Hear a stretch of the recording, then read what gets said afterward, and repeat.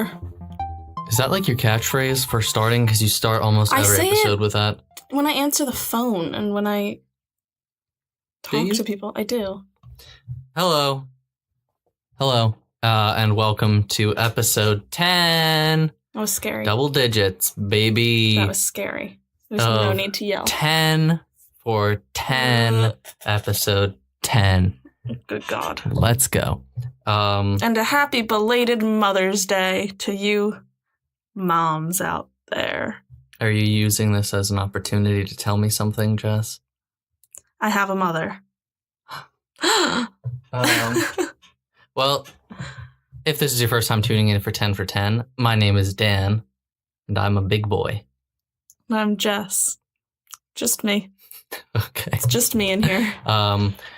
Every week, one of us will devise a usually top 10 list. Can be a different number, if like need 12 be. or 18. Yeah. Of something that we want to know a lot about or have a lot of feelings about, or both. Usually the feelings thing. It's usually feelings, but it's always good to do a little bit of research about something. Yeah. I'm recording this on day 3 of my 4-day summer vacation that I'm getting this year because I finished classes last Wednesday. You know, some people don't get any summer vacation. I know. So it's my last summer vacation ever. Appreciate these 4 days that you have. Yeah. And then summer classes start, and then those are my last classes, and then I'm going to be a real big boy after that. All right. Stop saying. What? I don't like that. What? I don't like that. You sound like you're like a 2-year-old, like, I'm a big boy. I am a big boy. You're 21 years old. That's a big boy. Anyway. And I'm this week almost is Dan's 22. Week. Yes, it's my week this week, and I'm finally going to jump into something that I've been wanting to cover since the beginning, but I haven't been sure about how to cover it, which is the subject of video games. It's also something a little daunting because it's something that I could talk about for literal hours on end by myself. Actually, he could.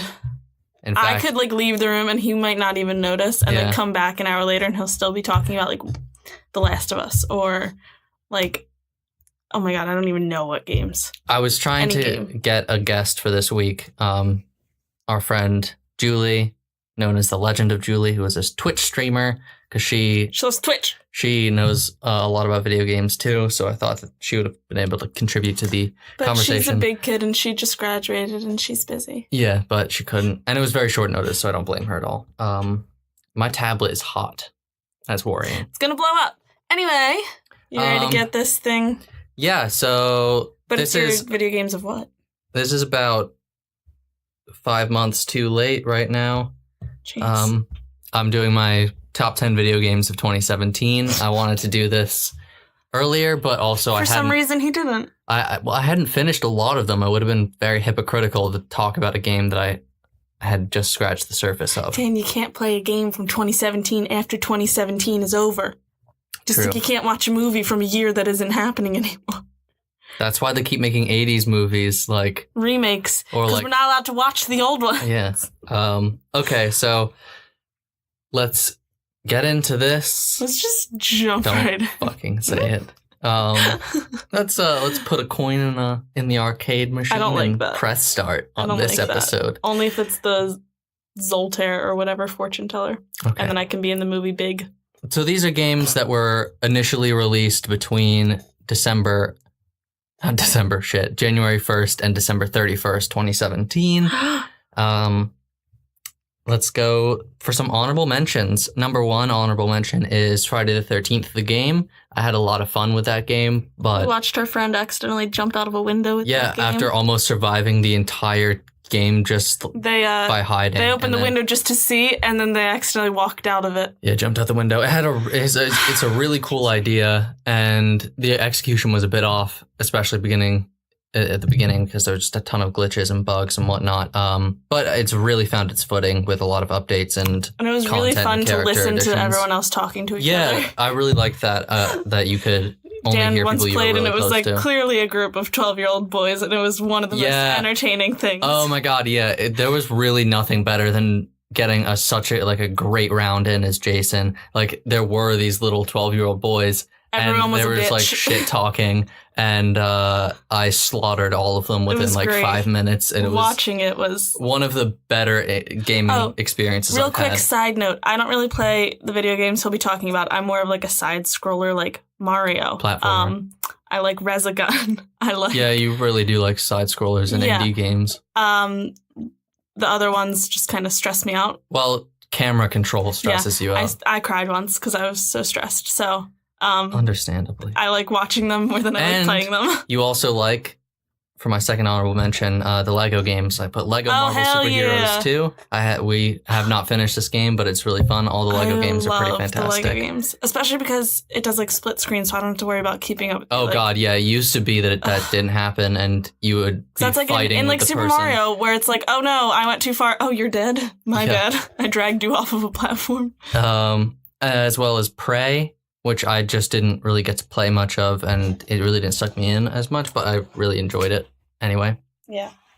And then my last 3 probably would have been on the list, but due to technicalities about when they were initially released, I can't in good conscience include them on the list, and that includes Mario Kart 8 Deluxe for the Switch. When did that come out? That came out in 2017, but Mario Kart 8 came out in 2014, so it's just a release. Yeah. As well as Crash Bandicoot: The Insane Trilogy, which I literally played that's all I played. I wanted to throw it out the window because it would be like 1 o'clock in the morning and I'd be trying to sleep and Dan would just be like, are you fucking kidding me? Are you fucking kidding me? Just yelling. Because this one level. Yeah, the Road to Nowhere specifically. That was the worst. And I just wanted sleep. That's all I played last summer, basically. I got it when it released, and I played it up until school started. Andy, our friend, came over, and he tried some, but me and him were like... Well, no, our friend Andy, he grew up playing them. I know. I had never played any of them before. But it was just entertaining, because me and Andy had a few drinks, and Andy was doing really well, and I was like... Who are you? He was in the zone. And then lastly, Uncharted: The Lost Legacy. I didn't really know what to do with this because I really enjoyed it, but it was only like about a 10-hour game because it was initially just Uncharted DLC. That was the one with, what's her name? Yeah, Nadine and Chloe as the two main characters. Not, my girl. Elle? No. Ellie? No. The other one from Uncharted. I don't know why. Ellie's from The Last of Us. I'm thinking Ellen. I don't know why. Oh God, why were you thinking Ellen Page? I don't know why. All right, we'll I'll get think back of her to that. name. But yeah, it was really, really fun, but just wasn't very long. I dressed up as her once. And it was good to see Sam Drake back as well. And then I have, much like for my top 10, my first ever list, the movies one, I have the games that I wish were on this list, but just weren't very good. So that's For Honor. I think that your honorable mention and this are longer than your actual list. No. For Honor, which was a really, really cool idea and really, really fun game, but Ubisoft fucked it. Wasn't there like a famous person that like did the face capture and whatever for that? No. I'm thinking of a different game. Okay. No, this was the one with the Vikings, the samurais, and the knights. You bought it for me for Valentine's Day. I know, it feels really... Yeah, and it was a really fun game, and I totally could have gotten into it. But I wouldn't buy a shitty game on purpose. Oh no, it was a good game. Ubisoft just screwed the execution by, instead of having dedicated servers, they used peer-to-peer servers, which meant people could disconnect. They could use lag switches. It was just not a good situation. Mm-hmm. Destiny 2, I enjoyed the first Destiny game, and I was really expecting to just like sink countless hours into this with my friends. But really, they just didn't learn from their mistakes of the first one. Didn't like it very much. Yeah, they just didn't learn. Like, it was basically just the first game, but with just more content. Like, they didn't learn anything mechanically or story-wise from the first one about how it was so bad. Mm-hmm. Star Wars Battlefront 2, which I enjoyed thorouhthoroughly, but shocking, again, EA, since I'm staring at your Star Wars calendar right now. Yeah, and it was really fun game, good gameplay, really, really great graphics and sound design specifically. But EA really, really balls it up by the whole microtransaction thing that just ruined the online aspects of it. Mm-hmm. And then finally, Mass Effect Andromeda. How many were in your honorable mention and then in that list? EA. How many? 1, 2, 3, 4, 5, 6, 7, 8, 9, 10. 10. So it's as long as the list that you're about to do. Yeah, but not nearly as I just wanted to check. Okay, Mass Effect Andromeda. All right, Such a disappointment. Let's get to number 10. Number 10. Start the real list. Middle-earth: Shadow of War. Released October 10th for PS4, Xbox One, and PC. It was developed by Monolith Studios and published by Warner Bros. Interactive Entertainment. What? What is it? It's a Lord of the Rings game. Yeah, third-person action RPG set in the world of Tolkien's Middle-earth. It's set between The Hobbit and The Lord of the Rings. Mm-hmm. It is a sequel to 2014's Shadow of Mordor. You play as Talion, a former Gondorian ranger who worked at the Black Gate until he and his family were murdered by Sauron's forces. At that point, sorry, go on. An elven wraith named Celebrimbor It is a wraith, okay. Possessed Talion's body to bring him back to life and assist him in getting revenge on Sauron. The game starts with Talion and Celebrimbor forging their own ring of power to rival Sauron's, and follows the duo as they take on all of Mordor, making allies and nemeses along the way.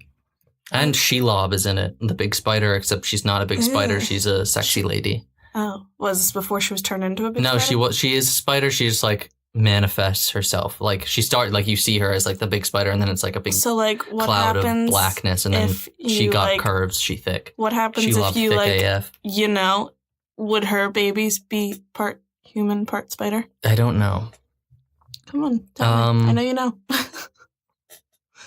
So, what did you like about it? It was good because the Nemesis system, which is a core mechanic within the game, is just like unrivaled in terms of other games. So that's the system that was started in the first one, and they just expanded on it greatly in this one. And that's where you can kill like certain orcs, like you kill orcs or injure them, or they'll kill you. Mm-hmm. And since he's a wraith, he just comes back later. And, like, they will have been promoted and they'll remember you, and, like, what you did to them in a fight affects their character now. Like, if you burned them, they'll have a severe weakness to fire because they'll be scared of it or something like that. Or they will have, like, built up an immunity.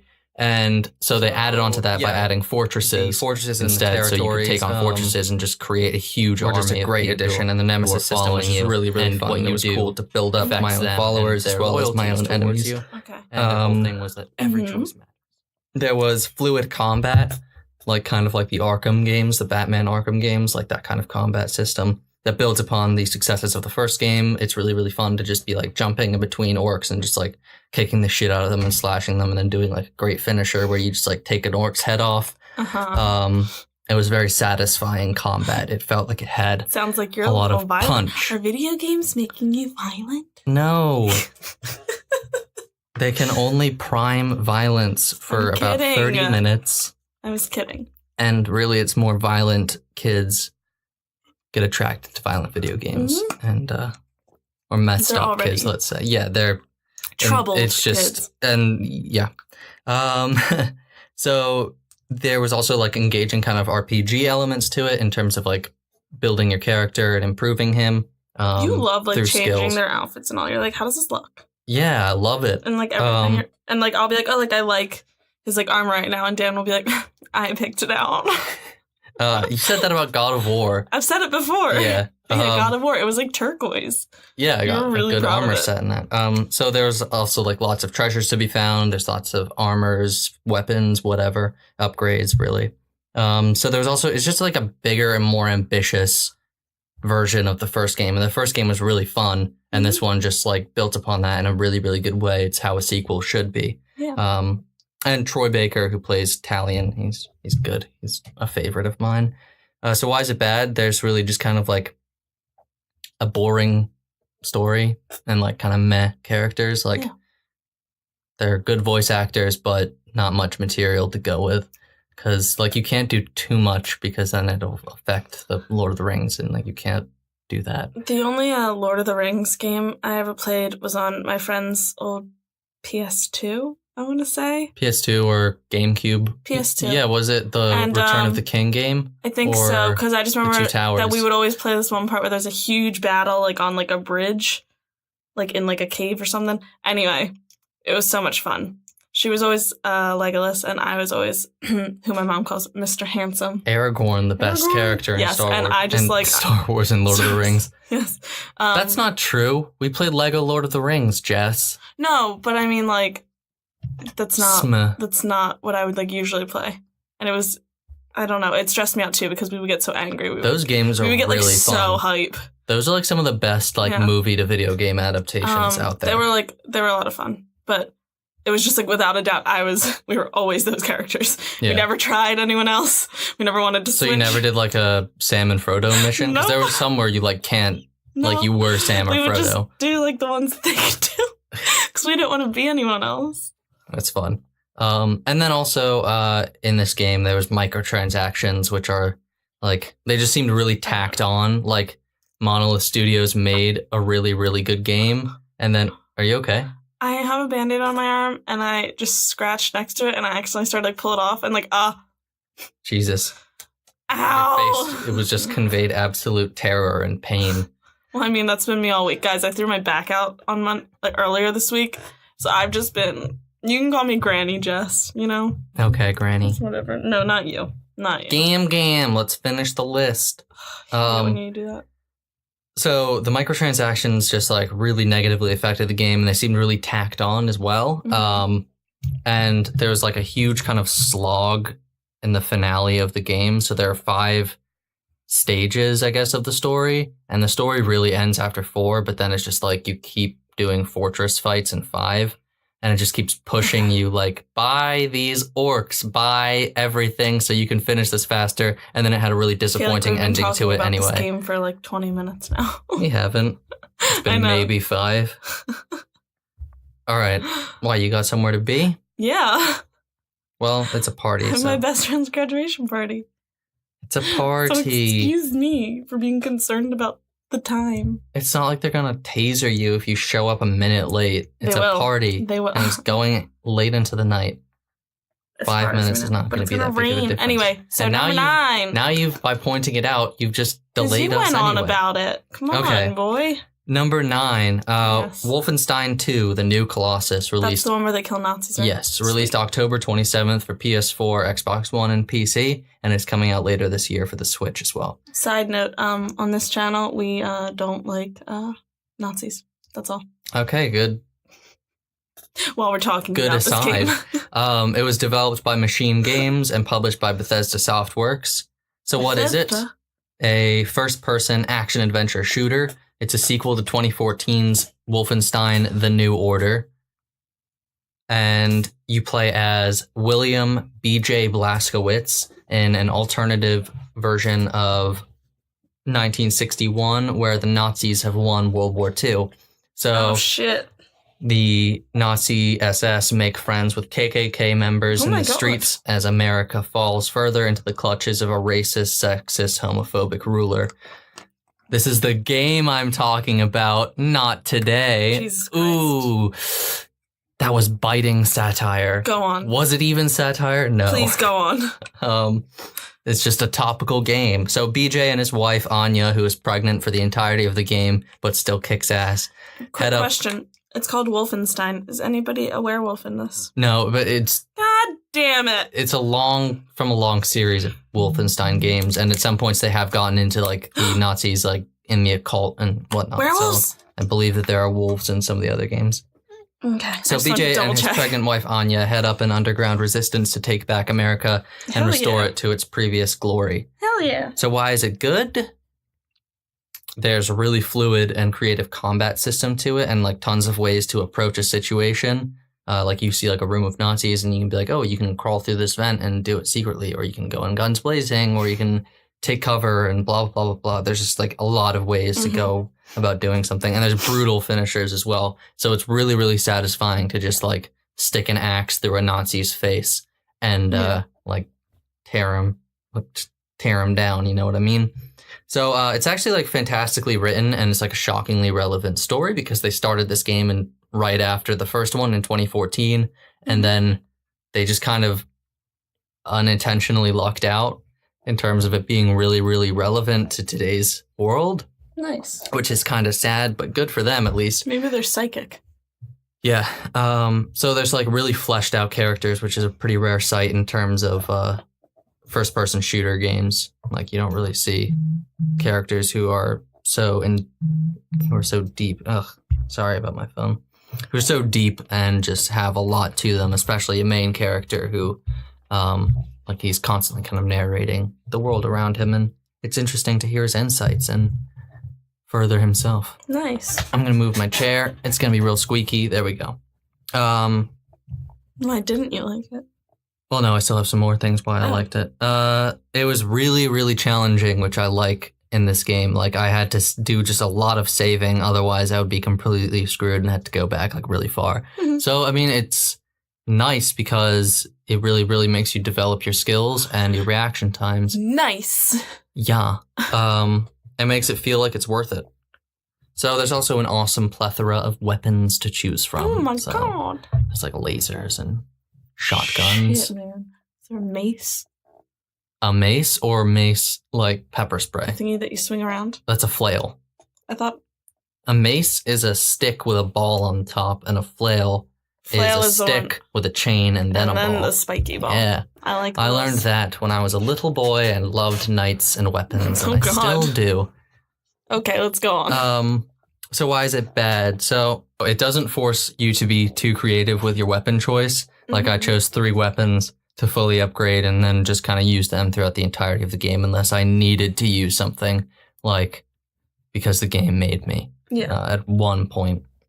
So it's also not really a game you can put down and easily come back to. Like, I got about halfway through it and then I think I just started playing something else and I came back to it a couple months later and it was jarring because it was just like really, really hard. You like forgot how hard it was? Yeah, like I kind of just like forgot like my rhythm. It threw me off my rhythm, Jess. He threw off his groove. So it's also like sometimes really slow as well. Like there's just like parts where you're just like in the resistance submarine and you just have to like walk around and talk to people. And like those are the parts where the game kind of lost me, where like if I had paused during that part, I would come back and I'd be like, yeah, I don't want to do this right now. So that's kind of, that was kind of unfortunate. And there were also repetitive environments. Like it was either a desolate city or a Nazi compound and nothing really in between. Like it was either just like corridors or just like streets. But overall, solid game? Yeah, overall it was really, really fun. Are you okay? I'm sorry. So behind Dan is his computer and the video camera's on, right? Just because we're checking up on his little brother while his dad took his dog for a walk. And the huge Irish Wolfhound just came in and it froze with just like his mouth wide open and it just like looked like he was, I don't know, like trying to eat Declan. Oh, Jesus. It was really scary. Because he was like looking like this and Fergus just like... Sorry, guys. Yeah, overall it was a really good game. Like 2017 was a surprisingly good year for video games, and we'll get to that after the list is over. So number 8. Number 8, South Park: The Fractured But Whole. Oh God, did I say that right? The Fractured But Whole. I don't know, guys. I'm just letting you know now. I don't like South Park. It makes me deeply uncomfortable. How can I say and their voices are so annoying. How can I say it without saying butthole? Well, like fractured. It's like in The Good Place, his butthole. Yeah. His bud hole. So this game came out on October 17th. So all games so far have been October 17th. October games. October was a big month for games. 2017. Yeah, in 2017. For PS4, Xbox One, PC. October. And no, everything just came out in October this year. It was crazy. And it's also being released for Switch. Oh, it already has been released for Switch this year. Mm-hmm. It was developed by Ubisoft San Francisco and published by Ubisoft. Mm-hmm. What is it? A game. A third-person, superhero-themed RPG set in the world of South Park, Colorado. It's a sequel to 2014's South Park: The Stick of Truth, which parodied classic fantasy RPG games. I just realized that every game that I've talked about so far has been a sequel to a 2014 video game that was released in October of this year. Sorry, last year. That's pretty wild. Maybe 2014 was just a really good year for games, and then this is building off that. Who knows? So you play as the new kid, a character of your own making in the middle of a civil war. What did you name? Did you just name yours Dan? Yeah. They don't call, you actually they didn't even get to They didn't even ask me the name in this one. Oh, you were just the new In kid? the first game, in the Stick of Truth, you put in your name, and then Cartman's like, so you entered douchebag, is that correct? And then no matter what you do, he calls you douchebag throughout the whole game, and they just continued that in this one. Nice. So he plays the new kid in the middle of a civil war between the two factions of superhero kids in South Park. There's the Freedom Pals, led by a Professor X-esque Timmy, and Cartman's Coon and friends. So it is your job to complete missions for both sides and stop something sinister that's afoot in the town of South Park. Why is it good? There's awesome character customization, both physically in terms of and in terms of powers and playstyle. So you could customize what your character looked like, what was they your wore. Superhero? I was a blaster. I tried to go an Avatar route, so I did elemental based powers. Yeah. Okay. So fire powers, lightning.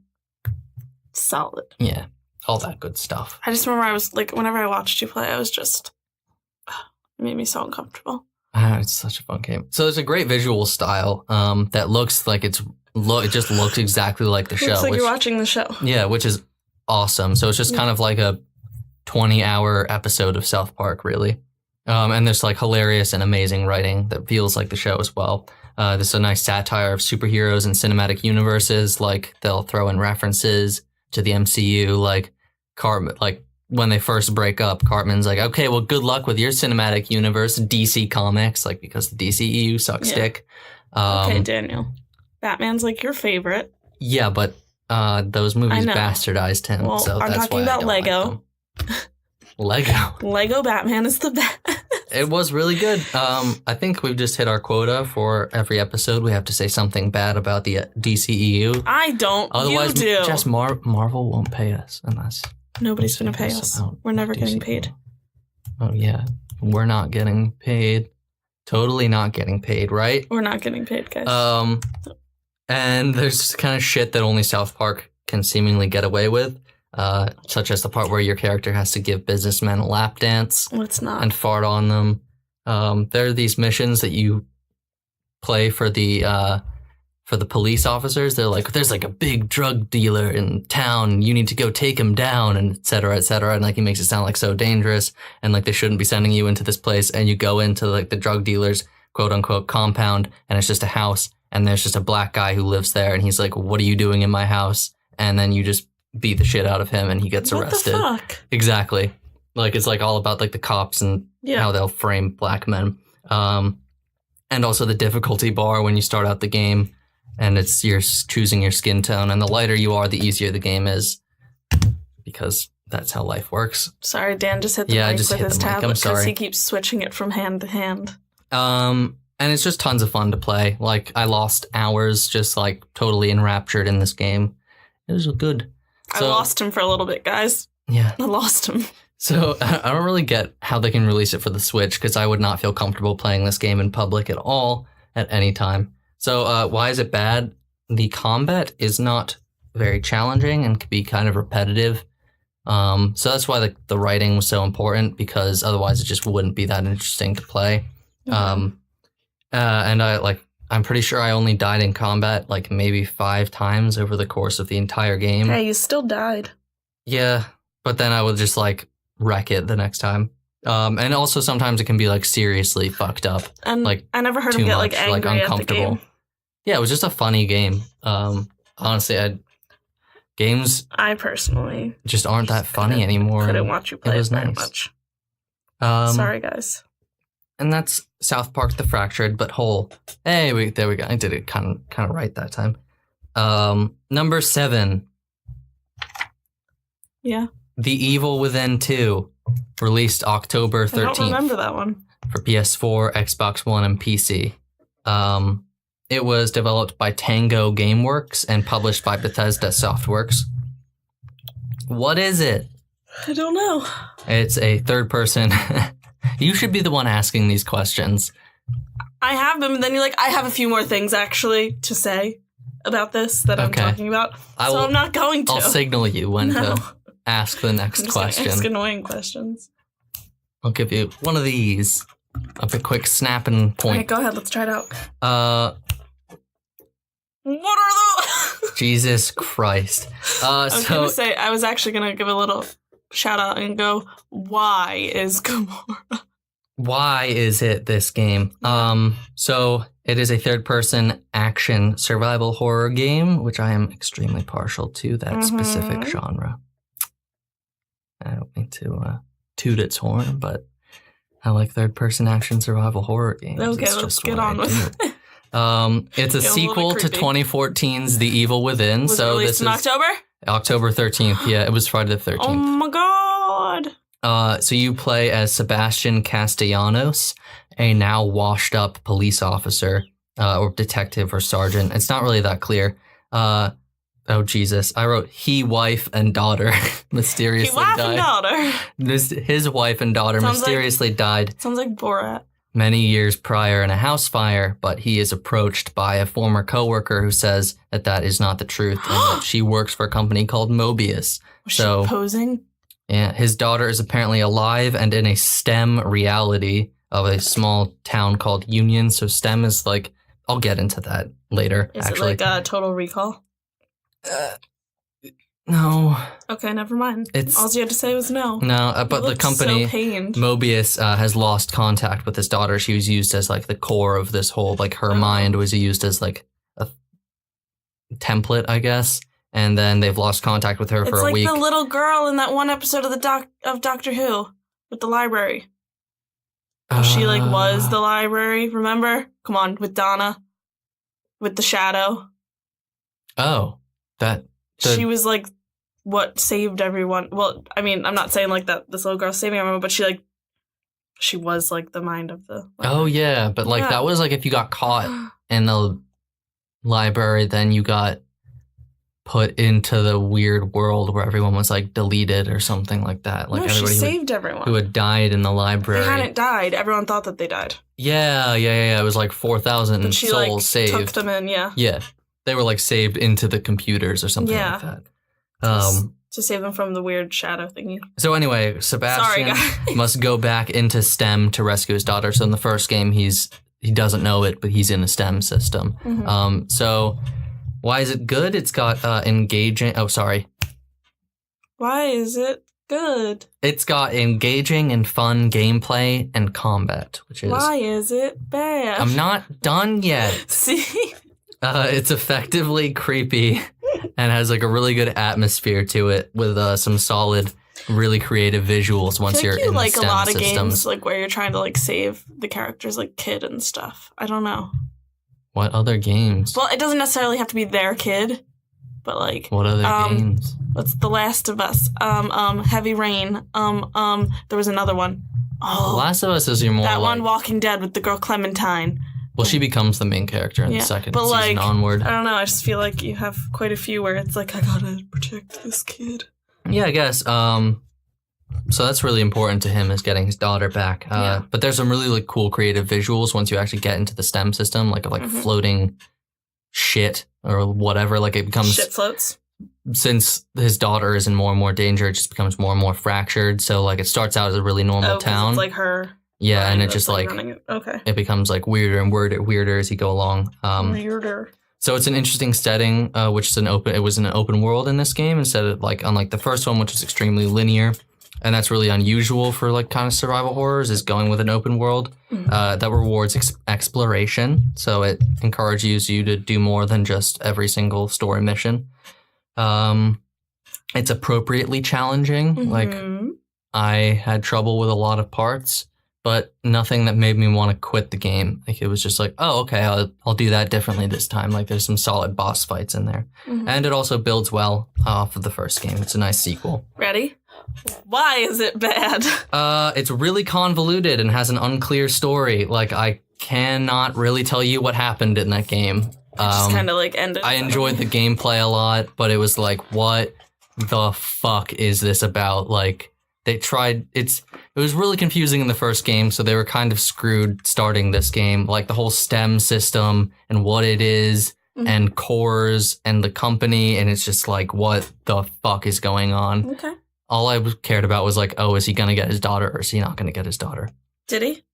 Can I get spoilers? A spoiler? Yeah, it turns out that his wife is actually like the monster, like his wife is alive too in the STEM system, and she's like trying to protect the daughter, so she's like killing everything, including people who were trying to live in this like idyllic town through the daughter's mind or something. And then like it's the mom's fault that like it all went to shit, so you have to like kill the mom, and then you do save the daughter. Well, actually, the mom is like, you guys go. Like she sacrifices herself in the end. I beat that game at the same time as watching the season 1 finale of Friday Night Lights, because I like to do that. I like to play a game and watch a show at the same time, like have it on. I'm really sad because I was sleeping while he watched the finale of Friday Night Lights. It's a shame. I wanted to watch it with him to see what he thought. And the story just has a negative effect on the characters, like characters who I want to know more about, but just don't because they're not written very well. And it suffers from Luke Cage syndrome. So like there was a really interesting villain early on in the game who just gets unceremoniously killed about halfway through to make way for another villain who ends up just being underdeveloped because of that. And it was just kind of upsetting because I was like interested in this weird photographer guy who was like following you around and like murdering everybody. And it seemed like he was the one to blame. And I just thought that was really interesting seeing. Yeah. And he just dies. All right. What is number 7? 6. 6? That was 7? Yeah. Damn. Well, number 6 is Resident Evil 7 Biohazard, which was a very early game in 2017, released January 24th. This is the first one to throw off the groove of the sequel to a 2014 game. Resident Evil, right? No. I can't remember what game it is. Okay, go on. Yeah, this is the first one not released in October that's a sequel to a 2014 game. So. Yeah, but also this is the 7th sequel. And it's more than that sequel. Because there's just so many games. It is the 6th sequel. Direct sequel, yeah. So it was released for PS4, Xbox One, and PC on January 24th. Developed and published by Capcom. Didn't they make like Resident Evil movies? Yeah, they're shit. I don't like them. They have nothing to do with the games. It's okay. Why do you like it? No. What's it about? Yeah, there you go. It's a first-person survival horror game set in the famed ongoing Resident Evil series. It is the 7th main entry in the Resident Evil series, but there's like over 20, I feel, total in Resident Evil. You play as Ethan Winters, who travels to Dulvey, Louisiana to search for his missing wife, Mia, who has been missing for 3 years and presumed dead because he got a message from her from Dulvey, Louisiana. So once there, he quickly realizes that something is very wrong as Mia and the Baker family, whose plantation his search led to, attack him brutally, cut off his hand. The wife? And everything. Yeah, the wife. Oh, shit. The wife's the one who cuts his hand off in the beginning. Oh! Yeah. I remember watching you play that. Yeah, like she stabs him in the hand. And Avery did try it because we wanted to scare the shit out of her. She stabs him in the hand with a... it's not a hammer. It's like a wrench. Or like just like a screwdriver. And then he has to take it out, and then right when he takes it out, she comes with like the chainsaw and just cuts his hand off. He gets his hand back, but... Yeah, but like it's like no matter what, the hand does get cut off. I remember because you were like trying, you were like, I don't think I can keep this. Yeah. Oh my god, yeah, I remember that one. So because like then like they find like the video footage. Yeah. I remember when you tried like when they like released like the first like however many like. Oh yeah, the DLCs. That's what I remember. Yeah, it was a fun game, and it was a good game to watch too, because it was like very cinematic and it's very fun to like turn off all the lights. Fucking creepy. Yeah. But that's later. So he must survive. Ethan must survive, find a cure for Mia, and escape the plantation before anything even worse happens. Spoiler alert: a lot of bad things happen. There's like a whole family. Yeah. It's like fucked up. Why do you like it? It was a seriously needed shot in the arm for the Resident Evil franchise, which was really on its last legs after Resident Evil 6 was not very good. And they'd kind of lost sight of what made the games good in the first place, which was scares and being atmospheric and just creepy to play instead of like an action adventure game, because there are tons of those out there that do it better. So the new first-person perspective changes up the gameplay dynamics and mechanics of the Resident Evil formula, and that works phenomenally in VR. The game is fully playable in VR, and I've played it in VR, and it is awesome. I've had friends who play it in VR, like, just to try it out, and they really like it. Scary. Yeah, it's just fucking terrifying. So it also has, like, a simple yet interesting and well-written story. It's pretty clear about what's going on. Yeah. It's a little confusing, like, when they get into how the Bakers were, like, infected with this weird shit, but that's not too bad. And it's also genuinely scary, as I was saying. It's more than just jump scares. Like it's like the creepy. atmosphere of it. Like it feels like you're in like the Texas Chainsaw Massacre house. That's what I was gonna say. It reminded me of. Yeah. I fucking hate Texas Chainsaw Massacre. The original, right? I mean, you don't mind them. I don't like any of them. Oh god, I just like that first. Yeah, it's got like that. It unsettled Texas me. Chainsaw Massacre feel to it, which is just like they captured it so well. Like it has a lot of clear inspirations from some of the greatest horror movies ever made. There are really good boss fights with each member of the Baker family, like you were saying. Like there's the mom, the dad, and the son, and like each one has like their own thing. Like the dad is like basically impervious to everything. Yeah. The mom can like has like bugs like crawling all like she can control bugs and like gross shit like that. Like she is a bug, kind of. And then the son is like the bad guy. It's the bug. Yeah. And the son is like a Saw. It's like playing like a Saw video game basically. Like he makes like little games and traps and stuff like that. It's got really good visuals and audio design specifically, and good DLC, as you were mentioning, like the lost tapes and stuff. Yeah, which were really, really fun. So why is it fun to make your friends play it? Yeah, it was just like it's a good unintentionally made party game. Like it's one of those kind of like games you can put on and like have everybody kind of sit around and watch. That and Friday the 13th as well. And like that. and the one with Hayden Panettiere and Until Dawn. Yeah. So the combat can be kind of a little meh-ish in this. Why didn't you like it? Sorry, yeah. The combat can be kind of meh sometimes. I feel like I need like John Mulaney's like 20s announcer sounding voice to ask these questions.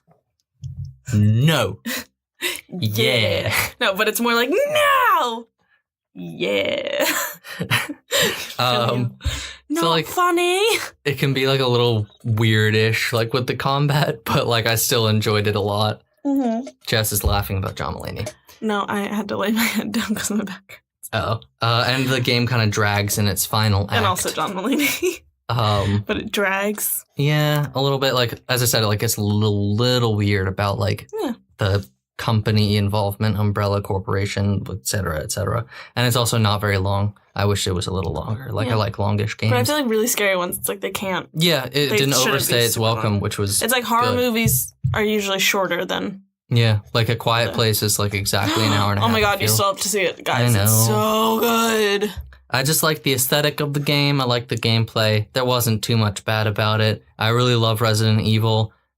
So this was just great for me. And also I had like just got a PSVR like a month before Christmas time, so... All right, you ready for number 5? Number 5. Ooh, this one is one that you can weigh in on, actually. Did I play it? Yeah, you play it quite a good bit. You enjoy it. Hold on. I do? Yeah. Are you sure? Donkey? No, it's not Donkey Kong. Do you want to clue when it came out? I won't remember. It's not a Lego one. Well, it came out almost a year ago on May 16th that. For the PS4 and Xbox One, and then November 14th for the PC. And I played it? You do enjoy playing it. Do I play it? Have I played it like recently? Not very recently. I thought you would when Kaylee got here. Shout out to Kaylee. What? Because you and Kaylee play this game together. Punch Punch game. Injustice 2 is what it's formally called.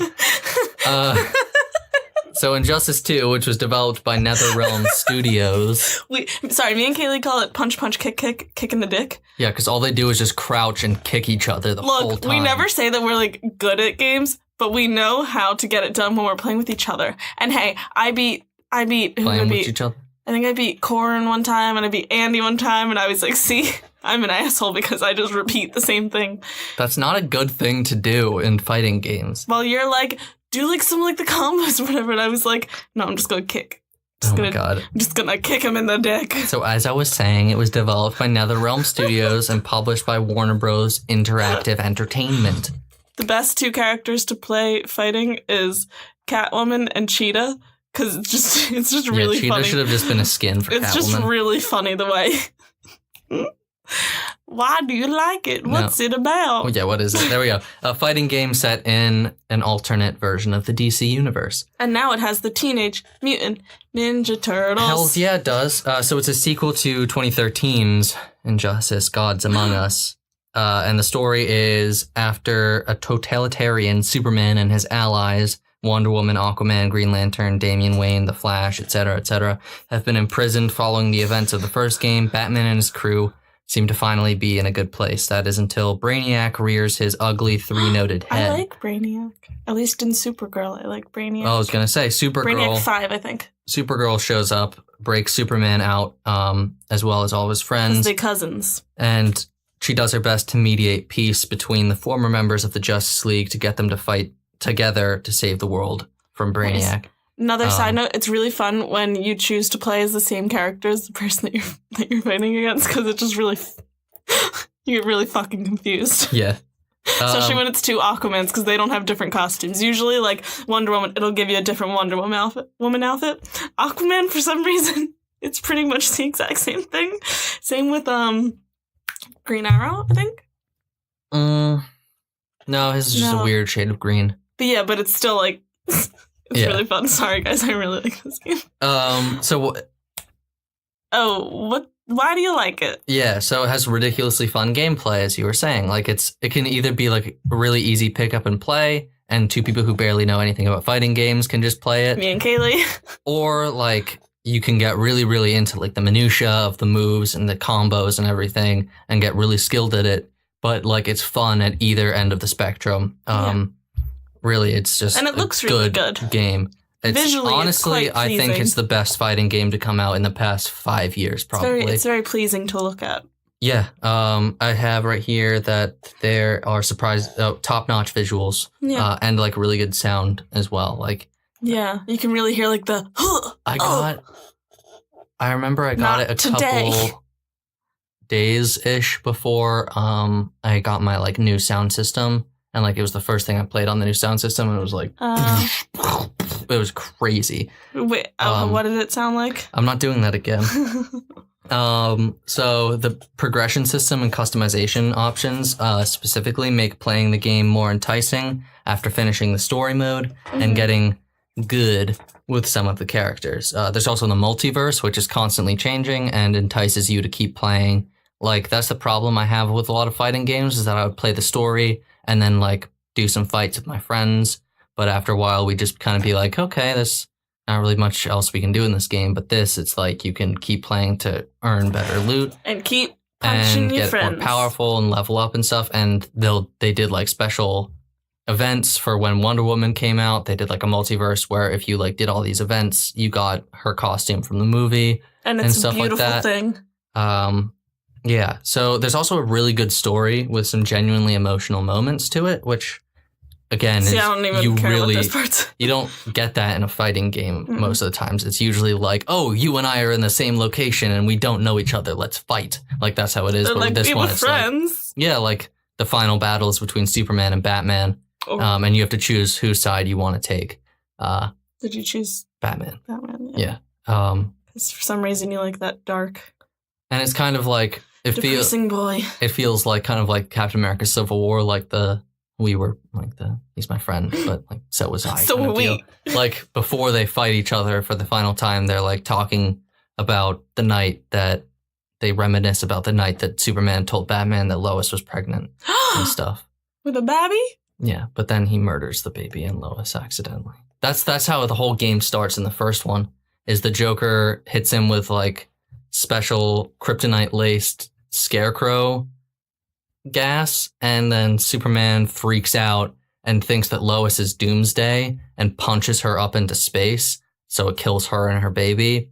And she had something in her that was monitoring her vitals, and if she died, it would set off a nuclear bomb in Metropolis, and when she dies, she does that. So that was the Joker's fault, and he goes and confronts the Joker, and Batman's like, we can't kill him. He needs to, like, serve this justice. We need to find out, like, everything about this. And Superman is like, okay, and then just turns around and punches, like, through the Joker, like, his heart out. God. It's really hardcore. Clark. And so that's why Harley Quinn ends up joining Batman's side, because she was in love with her. Yeah, but also, like, Batman, Mr. like, J. understands, like, how bad the Joker was and everything. And then Superman becomes kind of like a dictator of everything, and Batman's like a freedom fighter. It's cool. It's just like an interesting story. Anyway. And a really good comic book series came out of it. And there's also a great character roster with awesome DLC additions, like you mentioned, the Teenage Mutant Ninja Turtles. And Ninja Turtles. Except for like Cheetah. Yo, you know what? Cheetah's fun. So she walks so weird. What did you not like? There we go. Like characters like Cheetah, who are just kind of like a waste of a spot, such as the DLC characters Raiden and Sub-Zero, playing as who are from Mortal Kombat. Like the bigger guys, it was just really like it moved so slow, and it was like you were like strong, but it was like exactly. No, but you get more, but you lose some speed. It's like that's the kind of. But like we would always choose like Flash versus like. Yeah, I love the Flash. He's actually a really fun and it was just like this is never gonna work. But then like there were like wastes of spots like Cheetah, Raiden, Sub-Zero. You really want to get rid of Cheetah.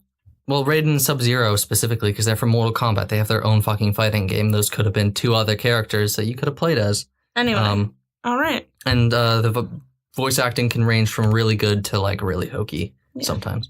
Right, number 4 is a game. You're actually doing kind of a good impression of the main character right now. A little bit. Well, it's Super Mario Odyssey, which came out on October 27th. Who do I sound like? Mario. No, I don't. Came out October 27th for the Nintendo Switch. I'm thinking of when Maisie Williams had to do say "It's a me, a Mario" in Sean Bean's accent. Jesus Christ! In the carpool karaoke, she's just like, "It's a me, a Mario." Jesus. I'm like, so it was developed and published by Nintendo. Oh my God! Shocking. What is it about? It's a 3D platformer where you play as Mario, the former plumber. They released in a press announcement that he was no longer a plumber. He lost his license or something like that. Also, his name is Mario. Yeah. And Luigi's Luigi Mario, so... And once again, Bowser has captured Princess Peach, and Mario. Waluigi just showed up one day. He's not related to them at all, guys. He just manifested. Yeah, like Wario is like related to them, but Waluigi literally just like showed up one day. Isn't that wild? Yeah. So Mario and his new pal Cappy have to follow Bowser through 17 worlds by using the Odyssey spaceship. Oh my God. No, I was... Sorry, guys. My phone's charging on the floor and I was checking for a text. Jesus. And Dan thought I was looking for the time. Have to follow Bowser through 17 worlds using the Odyssey in order to save Peach and Cappy's sister, who is on Peach's head at that time. Or what about Daisy? Bowser like took him. What about Daisy? Daisy does not show up in this game. What about Actually, Toad? She does, but like Toad? At the very end, yeah. Yes, Toad. Because the last world is Mushroom Kingdom. Are there Shy Guys? Shy Guy falls. Shy Man rises. Why did you like it? Because who doesn't like Mario? I mean, yeah, it's entertaining. It's got an interesting variety of worlds. Honestly, I haven't played it. I really like Super Mario Galaxy. I want you to play Dan it. said that I would like this. Yeah, I just it's like the spiritual successor to Super Mario Galaxy. But like the thing is, like I need Mario 64. It's like watching new shows or starting like a new game. It's like I have to want to do it. Like you would love. If somebody keeps telling me to play it, I'm gonna be like, no. So I just need to do it on my own. Okay. Okay. They're really fun mechanics, like fluid platforming and gameplay. Like Mario does parkour now or something. Oh my God! Yeah, he can like bounce off and whatnot, and like does he have his do like cool flips. Suit? No, you don't really get. There are no suits in this game. I hate that suit because you use the possession mechanic, which I'll get to. Oh yeah, with the hat or whatever. Yeah, there's dynamic gameplay too, which is like kind of people, guys. Always changing up. Like you never fall into like the dead. same old That's why deal. he's not a plumber anymore. It's because he died. That's why he has to possess people. I hate you. With his hat. He's a ghost. But as I was saying, it's a dynamic Supernatural gameplay. Brothers. Dynamic gameplay, Jess. Yeah. So you never fall into like the same old kind of rhythm. Mm-hmm. So you're always thrown off your rhythm. Exactly. Thrown off your groove. So Cappy's possession mechanic is awesome. That replaces like the usual kind of suits that you get. But this, like, you can possess practically anything, including people when you're in New Donk City, which is... And where? New Donk City. It's like the weird city where like Mario is weirdly proportioned and there are regular people walking around, but Mario's still Mario, and it's really confusing. New Donk. Wow. Yes, like Donkey Kong. All right. So... It's a sweet throwback. Oh, it has like sweet throwback levels like peppered in throughout the game, like old style gameplay. And there's incentives to keep playing after the game is over. There are two or three more worlds you can unlock by collecting moons. Sounds like Super Mario Brothers. Yeah. Which I go through as fast as possible, and then I go back and I get every single goddamn star, and I open every world. Okay, maybe you shouldn't play this game because you would lose countless hours of your life to it. Guys, Dan got me a DS, and it came with like Super Mario Brothers like installed. Yeah. And I think I finished it after like how long was it even? A day? No. Maybe. No, I don't even think it was like a full day, and you were just like, what the fuck, Jess? So why didn't you like? Really the biggest drawback for me were like motion controls. Like I thought motion controls were a thing of the past. Like they died with the Wii. Nobody really cares about motion controls anymore. But like to do specific moves in the game, you have to like do... Stark just got off the bed in the strangest way. You have to do like really weird things. So that also limited the game when you're playing portably, which is when I played it most of the time, which is on a train. Like I couldn't do those moves because I couldn't just like yank out the... I would look like a complete weirdo. Yeah. All right. What number? 3? 3. My favorite number. Really? Yeah. Oh, it's my favorite number too. No, it's not. It's mine. Okay. It's my favorite number. Okay. It's not yours. Number 3, Assassin's Creed Origins, released October 27th. You do love your Assassin's Creed. Yeah. It was released October 27th, as was Super Mario Odyssey and Wolfenstein 2. They were all released on the same day. It's wild. And also Stranger Things 2 came out that day as well. Oh my god. And Dan was like, should we like, I was give really, it like a few days, really and I was sick. like, no, let's watch it. And it was during, I feel like there was like other stuff like going on. I woke up that morning and I was really sick because I took NyQuil the night before, and I found out that I'm like really, really allergic to NyQuil. Oh yeah. But wait, what was the date that it came out? October 27th. And the next day we had a Halloween party. And then we went and saw Fall Out Boy. I was like, I know that there's like a lot going on. Haven't you be able to... That's not... The look that you just gave me. Fall Out Boy. I know. Yeah, that was a packed weekend. What the fuck? Stranger Things 2. Which we watched all of in one day, and... Halloween party, Fall Out Boy. But real quick. And I had a goatee throughout the whole thing because I was being Shaun from Shaun of the Dead. Yeah, and I posted like a picture, and his stepsister was like, what the fuck is on his face? Yeah, I did not enjoy having a goatee. I didn't like that. You didn't need it. Yeah, I like to go the extra mile for Halloween, Jess. I love Halloween. Okay. Jess. All right, tell me about this game. Okay, so it's an open world, third-person action-adventure game with role-playing elements set in ancient Egypt, 49 BCE specifically. Who was the main character this time? Well, I was going to say it's the 10th main installment in the Assassin's Creed series. You play as Bayek, a Magi. And Magi, do you remember the Magi? They're in the Mummy movies. Yes, of course. Yeah. Are you... Stop saying things that are hurting my feelings. As if oh my god. I'm fucking obsessed with the Mummy movies. The new one can go die. So he's a Magi on a mission for revenge after a mysterious organization murders his young son. So Bayek and his wife, Aya, meet countless historical figures on their way, such as Cleopatra, Caesar, and Ptolemy the 13th. And they also happen to start the Assassin's Order. That's the central driving force to all the other games. Now, I have a question. Yes. So, I did not know this before I saw, like, the trailer for the Assassin's Creed movie. I did not know...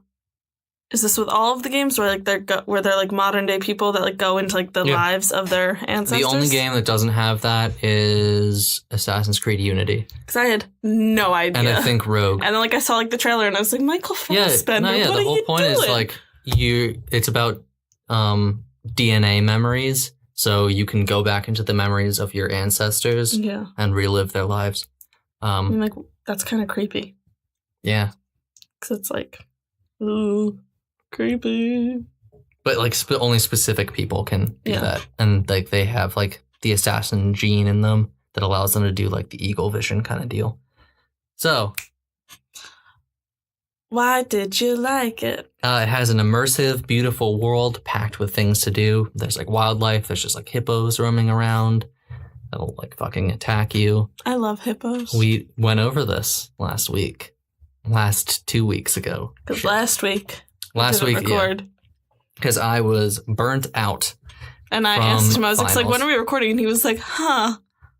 What? Yeah, no, it was not. Your face, you were like,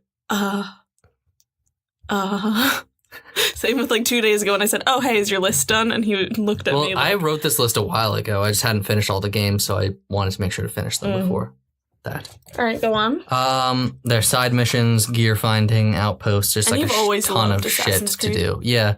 And this was like a really, really good return to form for Assassin's Creed, much like Resident Evil needed kind of that thing to push it back to where it was. They used to release an Assassin's Creed game every year, and now they're like, we're not going to do that. We're going to take a year off to really focus on making this game great. And they did. And it was amazing. So there's a fantastic kind of exciting combat, which they completely redid the combat system because it used to be really easy. Yes, nice costumes as well. No pirates this time, though? No, that was a good game. Black Flag was the last All right, one. Why didn't? Still not done. Jesus Christ. These are my top 3, so I'm going to go into like real depth about why I like them. So it's like an interesting kind of RPG style skill tree to this game with like different elements to it, which was cool, and crossover between like 3 main pillars, which were like combat, stealth, and like assassin abilities or something like that. It also has like a great story and shows the origins of the assassins with a serious emotional core to it. It's about a husband and wife duo. You actually play as the wife a couple times. Oh my god. And even though there isn't pirates in it, when you play as the wife, like you do get to control like a ship and like do like ship combat. But it's not those 2 cool lady pirates. No. Who just like left Anne the titties Bonny out. And what's her face? Didn't one of them just like leave her titties out all the time to like intimidate people? No, when they were in fights, yeah, she would go shirtless. That's fucking amazing. So that would distract her enemies. And it worked. That's great. She's like one of the few pirates at that time that wasn't like captured and killed. She got stays of execution for being pregnant. She just pulled a titty out. And eventually escaped, and nobody. What happened because she was pregnant? She got stays of execution, like a stay of execution. And it escaped in that time. So it also has one of the better Assassin's Creed protagonists in it. Bayek is actually fleshed out and deep, as well as his wife. They're both a good duo. Very interesting. And she actually ends up being the one to start the Assassin's Order, not him. He just kind of goes back to his life as a Magi while she like roams the world killing people and whatnot. Sweet. She actually she starts the assassination of Caesar in the game. Like she's the first one. So the Ides of March, they're about her. Yeah. Wow. That's always been like on the Assassin's Creed fan like checklist is to be involved in the assassination of Caesar. Like since the first game, basically, it's been one of the things that people do or have enjoyed about or like wanted to do. Like that's like a bucket list kind of thing, and they finally did it, which is cool. Only like 10 years later. Why didn't you like it? Upon release, it had those kind of classic, terrible Ubisoft glitches to it, such as like flying people, walls that you would like fall into and shit, and as well as kind of like repetitive gameplay sometimes. Only Guys, sometimes. real quick, I do have a friend coming over, and she actually just got here, so she might join in on these last.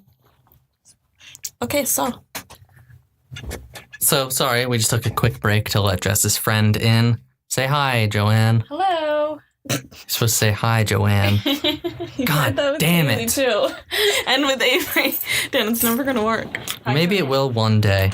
All right, so Stark is now very excited. You can hear him. Start. Get down. We're on number 2. Number 2. Number 2. Poop.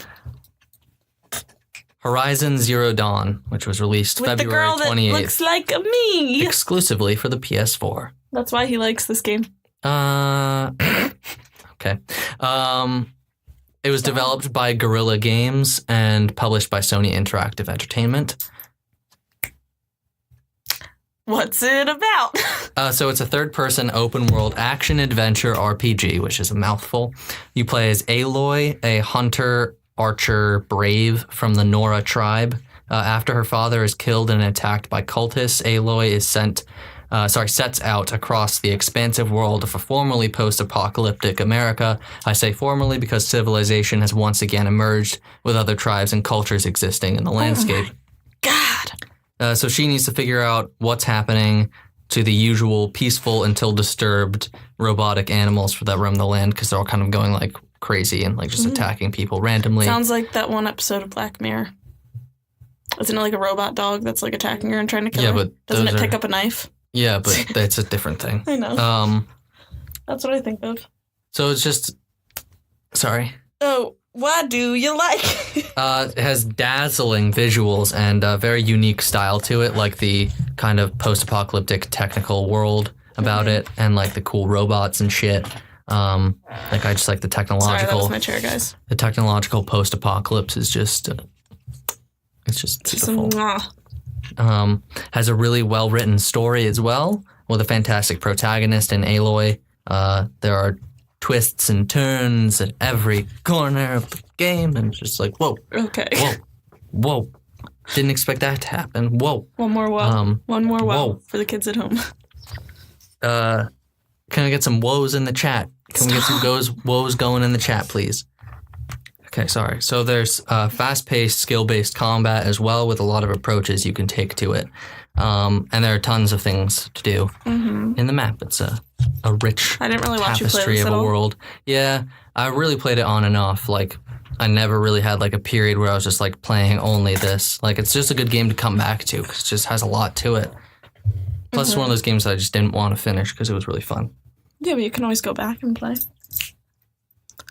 Why didn't you like it? There was some weird-ass voice acting at some parts. What? Yeah, like, the main characters were good, but then, like, you would just, like, meet, like, random NPCs, and they would be, like, the worst actors imaginable. Like, how did they get this job? They have voices that sound like that. No, they're like, my brother went to get something from the village, and he has not returned. Can you get him for me? And like they'd have really weird facial animations the whole time. You're like, okay, well, that part is not the voice actor's fault. Yeah, and it's like, what is going on here? Also, what if that's just how they talk in real life? God damn, give people a break. Yeah. Anyway, so there was also great bow and arrow combat, but like the melee is more like... She had a really cool hairstyle. More like melee combat. It was just like, and the big and beautiful map with lots of side missions to do, but like there wasn't really much else. Like sometimes it felt a little bit barren. Like you had to go along, like you could only walk along certain areas. Like you couldn't just like climb a mountain if you wanted to, which is kind of weird. Unlike my number one game on the list. Which I can't think of what it would be. Can you give me a hint? It released March 3rd. The release date does nothing. For the Switch and the Wii U. Zelda? Yes, The Legend of Zelda Breath of the Wild is my number one game of 2017. Out of all the Switch games, understandably. You only really talk about that one a lot. It was developed and published by Nintendo, and wow, this game, it was... He's in love. It was, beforehand, I kind of criticized it when I was talking with my friends. I was like, the whole cel-shaded art style is kind of dated. Like, those games are like, meh. You couldn't talk to me about it because I've never played a Zelda game. Yeah, I was like, it's just Skyrim, but Zelda, like, blah, blah, blah, blah. But I like Lunk from Pennsylvania. And then everything in my life just coincided. Like, fate was, like, trying to prove me wrong. Like, I got the flu at the same time. I came into a little bit more money than I'm used to because I think I worked more or something the week beforehand. So I just had extra disposable income. And it was spring break. So I just had all this time. Oh, my God. And I was stuck in my house anyway. Well, tell us about the game. And I played it for, like, 4 days straight. And I loved it. Well, tell us about the game. Okay. Not about what happened in your life. It's a third-person open-world action-adventure game. You play as Link, who was waking up 100 years after the fall of Hyrule to Calamity Ganon. The 4 Guardians of Hyrule were killed, and Zelda is locked in an ongoing battle with Ganon. So Link must reactivate the Guardians' divine beasts in order to have them help in the fight against Ganon. So it's pretty basic. Just activate the machines, help Zelda save Hyrule. That kind of shit. Just your everyday. Yeah. Why did you like it? Everything is why I liked it, Jess. That's why. Okay, no need to... Fucking beautiful art style to it. The cel-shaded, I ate my words. It is an amazing looking game, and it won't look dated 20 years down the line because everyone's going to be like, oh, that's like a style choice. Like, it's not trying to look super realistic. It's taking its own route. And that's why games like The Legend of Zelda Wind Waker, which was also cel-shaded, looks pretty much fine nowadays. Cel-shaded means like looking looks a little bit like a cartoon. Like... to it. Instead of trying to go for like hyper realistic, like, ooh, all the pores on that person's face, and then a year later that looks terrible because there's way better hyper realistic graphics out there now. The mechanics of the world you like kind of have to figure out for yourself, but they're consistent throughout every part of the game. And in the world, like the weather and the temperature, you have to monitor those. If it's too hot, you can drink some water. We know if it's too hot, you use stamina faster. You can get burned, you can lose hearts, et cetera, and like the weather, you have a little forecast thing in the bottom, but like if it's raining, you can't really climb things very well. There's a risk of being struck by lightning if you're carrying metal weapons. It's just things that you have to like figure out for yourself, and it's like a survival mechanic to it. As well as like these fun little runes that you can use to like freeze stuff and like use like Magneto kind of powers on metal things and whatnot. Oh shit. So exploring the whole world is fun and rewarding. Like it's just like this whole game is just about exploration, and it really just comes through and it's like about discovering everything in the game. Nice. And what it has to offer. So the whole course of the game is decided by you. Really, you can literally start the game and go straight into trying to fight and kill Ganon. You don't have to do any story missions. You can just go straight to the castle and try to kill him. You won't. Well, someone did. They did that on a video, but they're probably just really good at the game. Like, and you can play the whole game without getting like Link's Master Sword. You can activate the Divine Beasts in any order that you want. Like, really, it's just how you want to play the game is how you play the game. There's some awesome combat as well, like really kind of skill-based combat to it. And the whole game is a mystery that just asks you to solve it. And they also release some awesome DLC after. Now I do have a question. Since you said that what you liked was everything, do I even have to ask what you didn't like? Actually, there is one thing I didn't like. Oh, that it wasn't long. It was Link? No. The story is just boring. Kind of paper thin. Yeah, it's pretty basic. And like this is the first Zelda game with actual voice actors in it, like speaking words instead of like grunts. And sometimes that can be a little bit off, like, but it was their first time. Like sometimes the voice actors were a little weird. Like they did like voice actors, like all like the Harry Potter Legos. Yeah, they're so funny. And this game is just so good. I played it entirely on the Wii. I beat the whole game on the Wii. I did a lot of the side stuff on the Wii U, and then I got a Switch in the summer, and I immediately bought Breath of the Wild for the Switch and played the whole thing over again. It's one of like the 3 games that you have for your Switch. I have like 5 games now, and that's mostly the Switch's fault. Why? Because it doesn't have a very big library of games. Yeah. So, all right. In summation, 2017 was a really, really good year for video games. Like, it's kind of crazy that an Uncharted game, and Uncharted is one of my favorite series. A game where you get to kill Nazis, that's always good. Was one of my... Right, Joanne? Uncharted was just one of my, like, honorable mentions because just games this year, the past year were just... Uncharted would be, like... that good. Yeah, exactly. But like, I think if we're talking 2016, Uncharted 4 was probably my favorite of 2016, but... Elena! Yeah, there we go. We were kind of close to it. It was Elena. And Ellie. Sorry, guys. Elena. Elena is the other girl in Uncharted. It was just... that was how far back? Is that during that was like mention? Yeah. My bad. That was just... think of her name. 2017 was a good year for games. Especially if it weren't a good year for anything else, at least it was a good year for games. Punchy, kick, dick, punch. That was the best game. Jess, is that all you have to say? Yep. Jess, what was your favorite game for 2017? I got this really good word search game on my phone. It keeps me distracted. And I finally got, instead of just Flow, I got Flow Hexa, so it's like a whole new thing on my phone. Well, that's still gaming. Those are games. And I'm not gonna fucking be a gatekeeper about what is and isn't gaming, as long as it has... And you know what? I play Super Mario Brothers on the DS all the time. As long as it has a set of like defined rules, I think that's a game. And word search, it's find the words. Yeah. Find them. That's a good rule. You only need one. Yeah. All right. So do you have any teasers about next week's Honestly, list, no, because I Jessica? don't know what I'm doing for next week. Okay. Well, thank you. It's going to be top 10 just people. Top 10 celebrity penises in movies that weren't meant to be there. Don't think I've really ever seen them. You've seen Gone Girl. I don't remember seeing a penis in that. I think you see not only Ben Affleck's... No, you don't see NPHs. Yes, you do not see NPHs. I'm pretty sure you see Neil Patrick Harris's penis in that movie. Oh my god, maybe... By the way, real quick, speaking of Neil Patrick Harris, he just posted... Wait, do you want to do an over... Because he did his final day as Olaf, like filming. They finished filming season 3. Final day.